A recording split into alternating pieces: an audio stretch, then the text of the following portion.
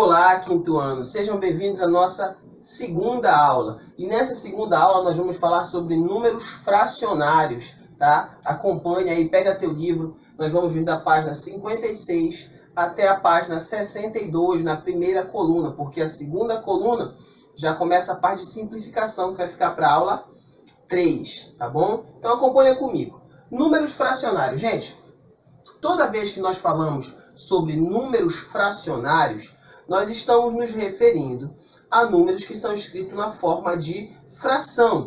Mas o que é fração? Fração é um pedaço de um inteiro.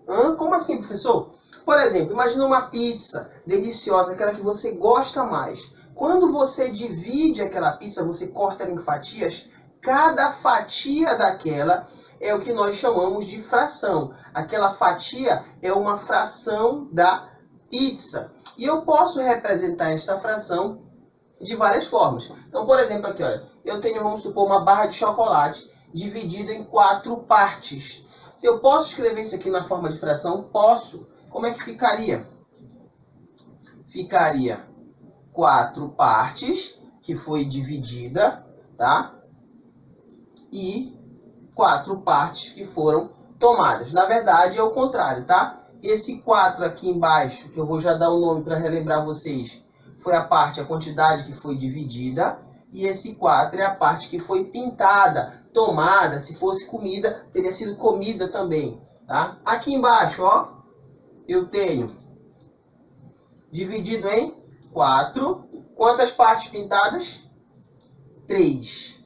Então, isso aqui, esses dois exemplos aqui seriam a representação de uma fração. Sendo que o primeiro é a representação de uma fração que representa um inteiro. Por quê, professor? Porque, olha, quanto é 4 dividido por 4? É 1. Então, você já vai lembrar disso, que fração é divisão. Falou em fração, nós estamos falando de divisão, tá?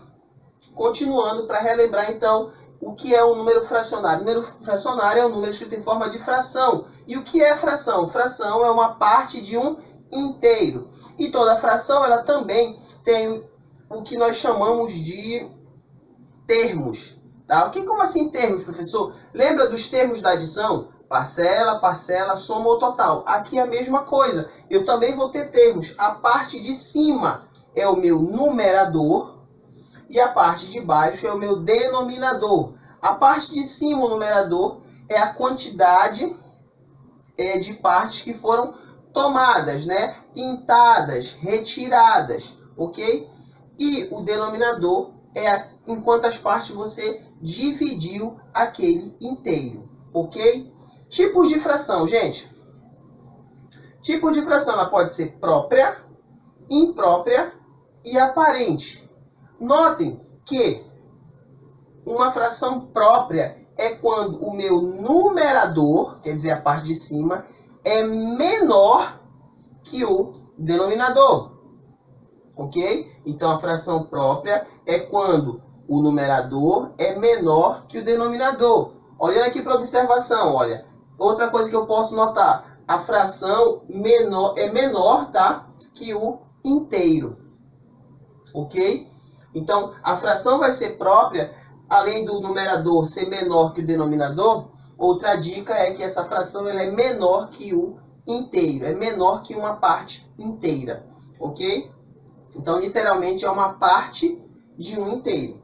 Imprópria é quando o numerador é maior que o denominador. E quando isso acontece, a fração é maior que o inteiro. Normalmente, nós vamos exemplificar isso em mais de um inteiro. Então aqui, por exemplo, 4/3. O que significa? Que eu pintei 4 partes, tá? De 3? Não é possível. Então eu teria 3 figuras e nessas 3 figuras eu teria pintado 4 partes, tá? Na aula ao vivo eu vou mostrar para você um desenho para você entender melhor o que é uma fração imprópria. E a fração aparente? A fração aparente, ó, o numerador é divisível pelo denominador. Como assim, professor? Olha aqui, a fração aparente quando a fração imprópria é um número natural. Então, quando é que vai ser aparente? É quando der para dividir e essa divisão for um número natural. Por exemplo, 9 dividido por 3, 3. 5 dividido por 5, 1. Então, esse tipo de fração é imprópria? É imprópria, mas ela é especificamente aparente. Tá? Então, não te esquece disso. Equivalência, já falei sobre as observações. Equivalência, gente, o que é equivalência? Toda vez que você vê este prefixo aqui, o que nós chamamos de prefixo, né, que vem na frente, ó, equi, significa mesmo, tá? Equi é mesmo. E valência vem de valor. Então, equivalência, mesmo valor, ok? Então, o que é uma fração equivalente? É quando elas possuem o mesmo valor. Como assim, professor? Isso é possível? É possível. Observa aqui comigo, ó. Vamos supor que eu pinte, tá? Ou eu tome 2 pedaços aqui, ó. Ok? Que fração eu vou formar? Eu vou formar a fração 2, que foi a parte que eu pintei, 4, que é a parte em que esse inteiro foi dividida. Então, vai ser 2 quartos. Ok? Ok. Agora, eu vou pintar uma parte dessa aqui, ó. Que fração vai formar? Vai formar a fração 1, que eu pintei, sobre 2, né, que é a fração meio. Então, aqui eu tenho 2 quartos e aqui eu tenho meio. E essas duas frações aqui, elas são equivalentes. Porque se você notar, ó, esse pedaço aqui de baixo, ele equivale aos 2 pedaços de cima. Então, eles são diferentes? São, mas eles têm o mesmo valor, ok? Eu posso criar frações equivalentes? Posso. E para que isso serve, professor? Isso vai servir para quando nós falarmos sobre comparação, principalmente entre frações, e mais ainda quando nós falarmos de simplificação, que vai ser na aula 3. Então, olha aí, acompanha como é que eu posso criar, uma equivalente, né? Uma fração equivalente. Existem 2 métodos para a gente criar uma fração equivalente. 2 métodos. O primeiro é multiplicando o numerador e o denominador pelo mesmo número, ou dividindo o numerador e o denominador pelo mesmo número. Como assim, professor? Olha aí. Vamos supor que você tenha a fração 1 terço. Se eu multiplicar, ó, em cima e embaixo por 2, quanto é que vai dar? Vai dar 2 sextos.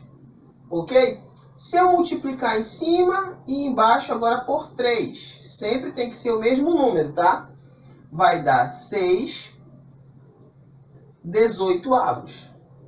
Se eu continuar multiplicando por outros números, o que isso me indica? Indica que 1 terço, 2 sextos e 6/18 são equivalentes. Então, eu acabei de criar frações equivalentes. Isso vai ter uma utilidade, gente, gigante quando vocês estiverem principalmente já no 6º ano. Professor, se fosse o contrário, vamos supor que você tivesse aqui, ó, 8/12. Eu vou dividir em cima e embaixo por 2. 8 por 2 é 4, 12 por 2, 6. Então, 8/12 é equivalente, ou no caso, 4 sextos é equivalente a 8/12. Se eu continuasse dividindo, ó, vou dividir agora por 2 de novo. Vai surgir aqui o 2 terços. Então, o que significa? Que 8/12, 4 sextos e 2 terços são equivalentes, ok? Então, isso é muito importante nós aprendermos, ok? Nós vamos falar agora sobre comparação de frações. Ok, gente, comparação de frações. Comparar, gente, primeiramente, eu só posso comparar frações ou comparar coisas que são, como eu posso dizer assim, da mesma espécie. Tá? No caso da fração, eu só posso comparar as que são referentes ao mesmo inteiro. Tá? Por exemplo, eu não posso fazer uma comparação de uma fração de pizza com chocolate. São coisas diferentes. Então, se não forem do mesmo inteiro, referentes ao mesmo inteiro, eu não posso nem comparar. Quando eu comparo, eu sempre vou comparar se é maior, menor ou igual. Tá? Eu vou usar esses símbolos aqui, ó, maior. Como é que eu sei que é o maior? Ó, se eu pegar e passar um tracinho bem aqui, ó, fica parecido com o número 7. Então, ele é maior. Menor, se eu passar um tracinho aqui, ó, fica parecido com o número 4. Então, é o menor. E esse aqui é o sinal de igual que vocês já conhecem. Então, eu tenho 4 casos a se considerar. Primeiro caso só é possível comparar frações de mesmo inteiro. Foi o que eu acabei de falar. Eu não posso fazer a comparação de um círculo com um retângulo. Não, tem que ser do mesmo inteiro, referente ao mesmo inteiro, tá? A mesma coisa que você está analisando. Segundo, frações de denominadores iguais. Então, olha aqui, ó. Os denominadores são iguais. Como é que eu faço a comparação? Ó? A menor fração será que tiver o menor numerador. Exemplo para vocês. 3/8 e 1/8. Todos dois têm o mesmo denominador, que é 8. E eu vou procurar a menor. Quem vai ser a menor? A que tem o menor numerador. Quem é menor? 3 ou 1, gente? É 1. Então, essa é a menor. Se essa aqui é a menor, logo essa aqui é quem? A maior. Então, vem aqui e vou colocar o símbolo de maior. Tá? Então, não te esquece. Denominadores iguais, a menor fração é a que tiver o menor numerador. Fração com numeradores iguais agora. O numerador, a parte de cima, serão iguais. Então, olha aí. A maior será a que tiver agora o menor. Agora é o contrário. Aqui era iguais, menor, menor. Só que quando o numerador é igual, a maior fração é a que tiver o menor denominador. Então, ó, mesmo numerador, então eu vou ter que olhar para os denominadores. Ele diz que a maior fração é a que tem o menor denominador. Quem é menor? 3. 2 ou 3? É 2. Então, 7/2 é o quê? É maior que 7/3. E o quarto caso a se considerar é quando o numerador e o denominador forem diferentes. Olha, todo mundo é diferente. E agora, o que eu faço? Eu não tenho como saber se o menor vai ser menor, se o maior é o menor, ou o maior é o menor. Eu não tenho como saber isso, tá? Não vou ter que saber como saber isso. Eu vou ter que criar uma situação. Eu vou ter que fazer o quê, gente? Ó, igualar os denominadores, tá? Deixar os denominadores iguais. De que forma? Eu vou calcular o MMC entre 7 e 9. O que é MMC? É mínimo múltiplo comum. E como é que a gente calcula? Nós vamos decompor em fatores primos. Lembra disso? Desse lado fica um número que eu quero decompor e aqui serão apenas os números primos. O que é o número primo? O número primo é aquele número que só tem apenas 2 divisores, o 1 e ele próprio. Aí a gente sempre começa pelo primeiro número primo e único número primo par, que é o 2. Para ser o 2, ele necessita